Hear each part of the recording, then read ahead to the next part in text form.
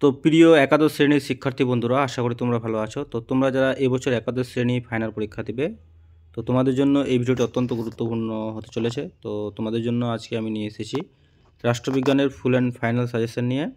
তোমরা কয়েকটি প্রশ্ন পড়ে যেও, 100% তোমরা কমন পাবে। প্রশ্নমান হলো তোমাদের 8। তো রাষ্ট্রবিজ্ঞান থেকে মোস্ট ইম্পর্টেন্ট প্রশ্নগুলো তোমরা দেখে নাও। তো তোমাদের কাছে একটা রিকোয়েস্ট, তোমরা ভিডিওটি না টেনে শেষ পর্যন্ত ধৈর্য সহকারে দেখো। তো প্রথম প্রশ্ন দেখো, রাষ্ট্রবিজ্ঞান পাঠের প্রয়োজনীয়তা আলোচনা করো। মোস্ট ইম্পর্ট্যান্ট প্রশ্ন, প্রায় প্রত্যেক স্কুলেই এই প্রশ্নটি দেওয়ার সম্ভাবনা আছে। 2 নম্বর প্রশ্ন, রাষ্ট্রের সংজ্ঞা লেখো। রাষ্ট্রের মূল উপাদান বা বৈশিষ্ট্য আলোচনা করো। 3 নম্বর পড়বে তোমরা রাষ্ট্রের উৎপত্তি সম্পর্কে সামাজিক চুক্তি মতবাদ আলোচনা করো।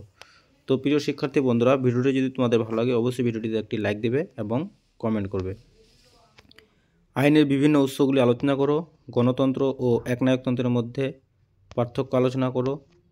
তারপরে দুষ্পরিবর্তনীয় ও সুপরিবর্তনীয় সংবিধানের মধ্যে পার্থক্য লেখো। মোস্ট ইম্পর্ট্যান্ট প্রশ্ন, প্রত্যেকটা প্রশ্নই গুরুত্বপূর্ণ।